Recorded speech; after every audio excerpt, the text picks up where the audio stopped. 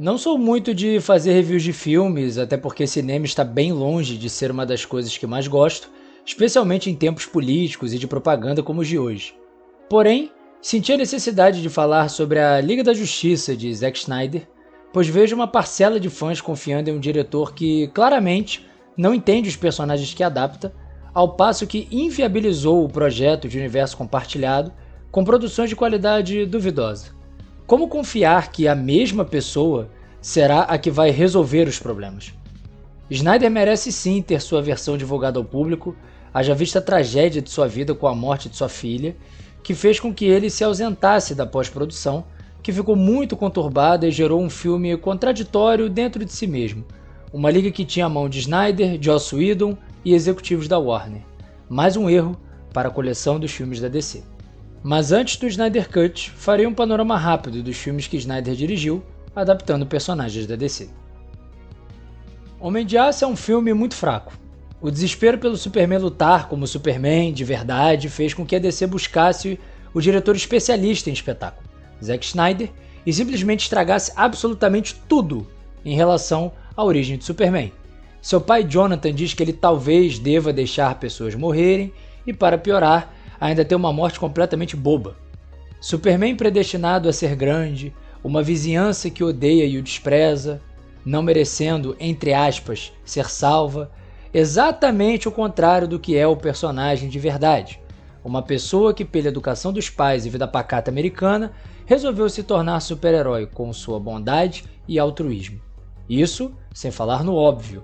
Clark sendo um assassino a sangue frio é inaceitável. É como fazer um filme do Justiceiro e ele ser um pacifista. Depois, tivemos Batman vs Superman, A Origem da Justiça, que sem dúvida é um dos piores filmes de super-herói de todos os tempos. Snyder já erra ao optar por adaptar Cavaleiro das Trevas, uma história de final alternativo de Batman, para começar o universo compartilhado.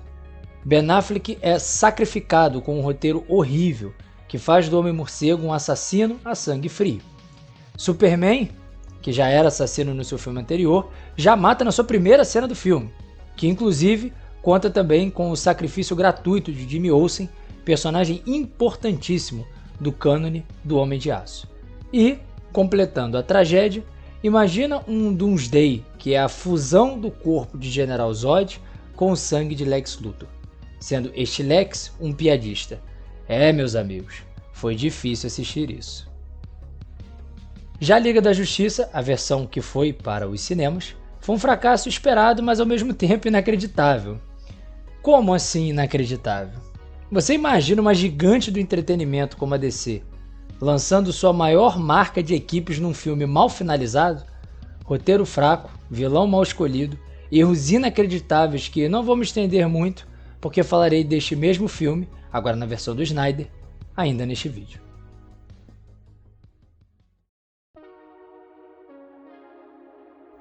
A Liga de Zack Snyder tem 6 partes e um epílogo com duração em torno de 4 horas e mais alguns minutinhos, e a primeira cena já dá o tom do que é o filme. Uma lembrança de Superman morto pela criatura que Lex concebeu, com o grito dele ecoando por grandes espaços. Snyder só se preocupa com isso, espetáculo, e por mais louco que seja dizer isso, se perde completamente dentro de seu estilo.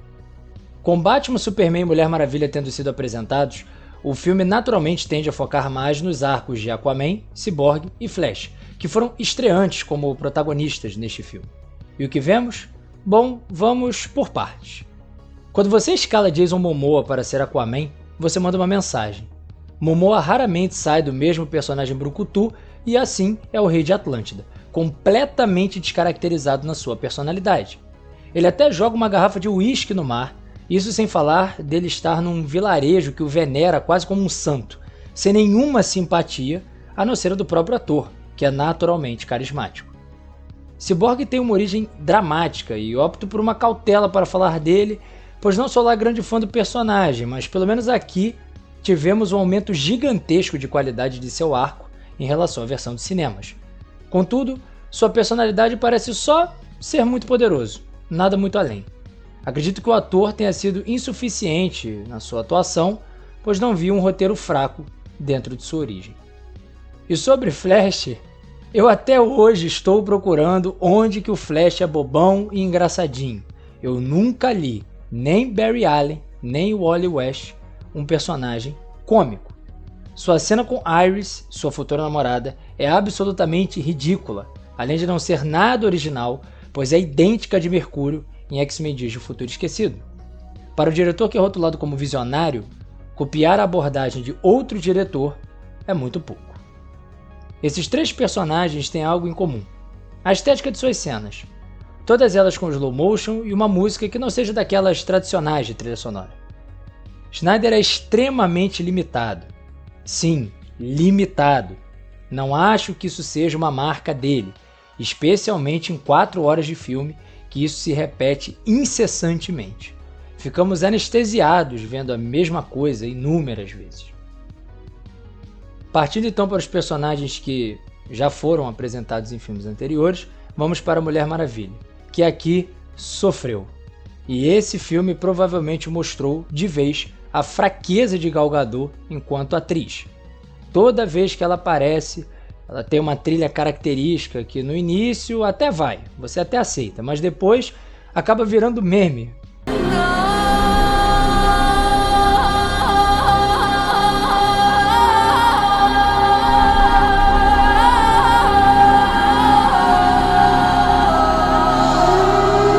Chega a ser ridículo, toda vez que ela aparece, uma voz toma conta da trilha sonora. Como falei, exageros. Uma vez você ouvir aquilo ali, ok. 7, 8 vezes, não dá. Seu primeiro momento de luta tem um tom mais sombrio do que na versão de cinema.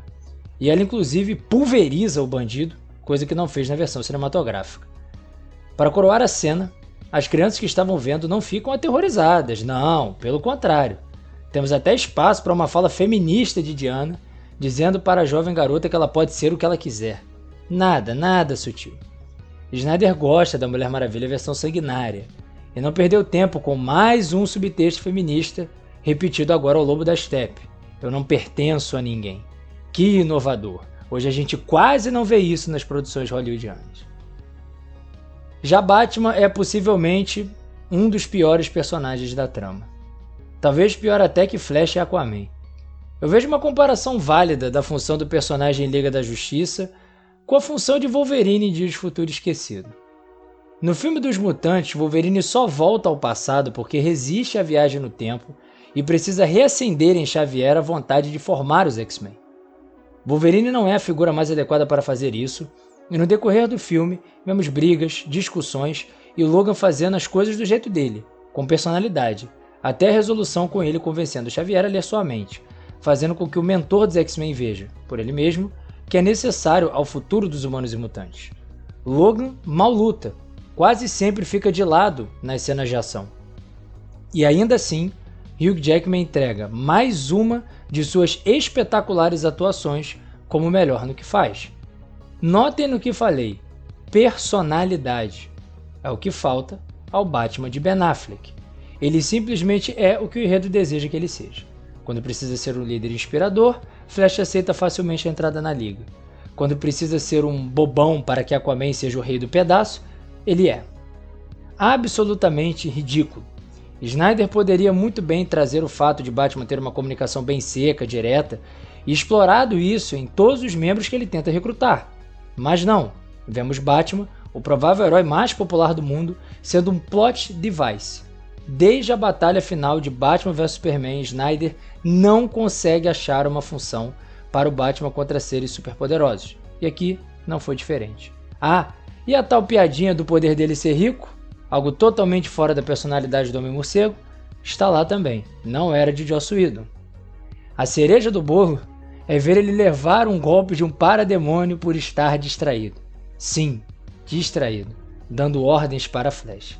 Este Batman não sobreviveria um dia em Gotham City. Superman acaba sendo o melhor personagem dos heróis da Liga, mas com ressalvas.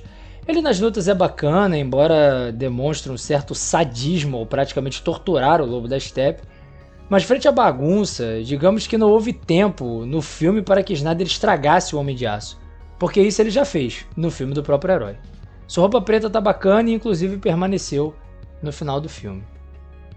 A história de Liga da Justiça de Zack Snyder é basicamente a mesma do filme que foi para o cinema, e as adições não acrescentaram nada em termos de novidade.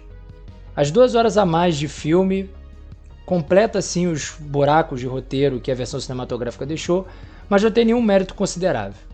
O ponto mais alto, claro, é Darkseid, junto com Superman, os grandes destaques da trama, junto com a estética sombria de Apocalipse, planeta de Darkseid.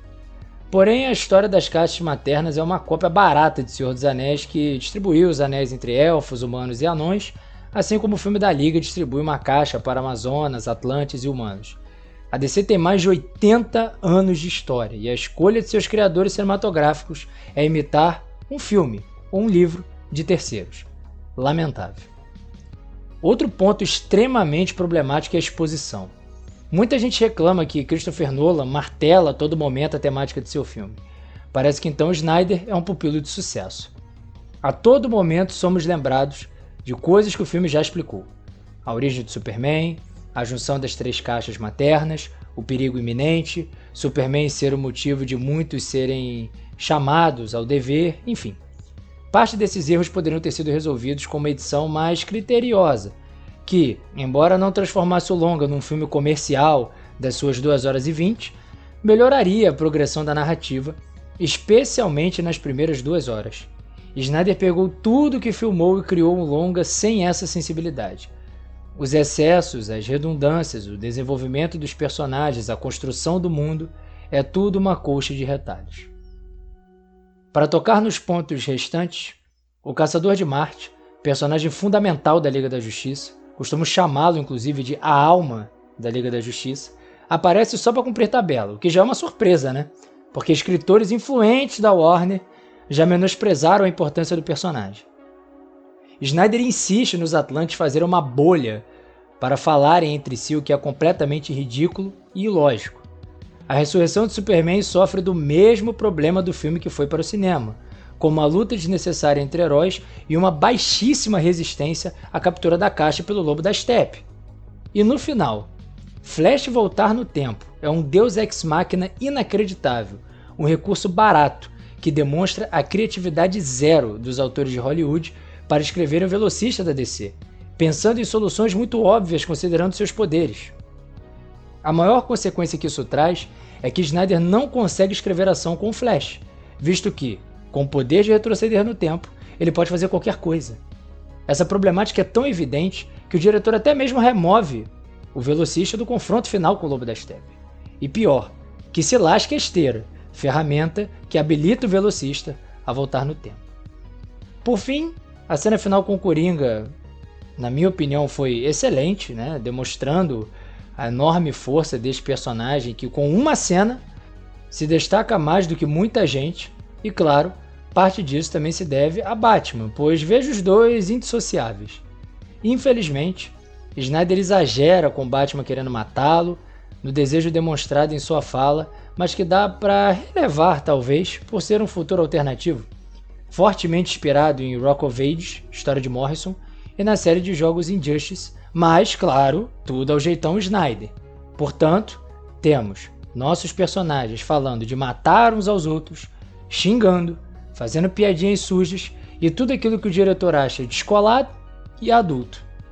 A caracterização dos personagens em poucos minutos daquele futuro é tão forte que me faz pensar que é essa liga que o Snyder sempre quis escrever, ao invés dos personagens de verdade. A questão para ele sempre foi como levá-los até esse ponto. Zack Snyder, aliado aos executivos que o escolheram, deram liberdade e depois o demitiram, foram os responsáveis pela queda da DC nos cinemas. O excesso de liberdade criativa dado a ele tornou personagens consagrados e irreconhecíveis. No caso de Liga da Justiça, temos a culminância de todas as suas falhas num grande épico que mais representa uma sátira dos personagens que diz adaptar, demonstrando zero conhecimento sobre o rico e importante legado que estes heróis têm para a cultura. Mas se o filme é uma auto-indulgência estética, então qual foi o ponto de tudo isso? Snyder Cut saiu dos trends do Twitter para ir até as casas das pessoas a partir da aquisição da Warner pela AT&T. Só com esse evento já podemos reconhecer que os novos chefes enxergaram no corte original a oportunidade financeira ideal para expandir a marca Liga da Justiça, massacrada com o longa de 2017. E no final, é disso que se tratam os filmes. Não é sobre fazer jus aos personagens originais, e sim expandir a marca. Se o Superman mata, tortura ou salva pessoas, pouco importa, desde que seu S esteja estampado em lancheiras, fotos de perfis de rede social, trending topics e thumbs do YouTube, de preferência com o redesign do momento ou a foto do novo ator, que seja. A solução é simples. Se são personagens piores aqueles que vemos nas adaptações, podemos apresentar suas melhores versões para as outras pessoas. O material original não é desintegrado depois que você sai do cinema, pelo contrário, é logo depois de uma história ruim que uma boa se faz necessária. Os personagens de Liga da Justiça têm uma mensagem para nós. Então, se os diretores e executivos de Hollywood acham ela datada ou pouco apelativa, só resta mostrar, pessoa a pessoa, o quanto estão enganados. Por isso, deixo a recomendação de sempre. Leiam os quadrinhos e esqueçam os filmes.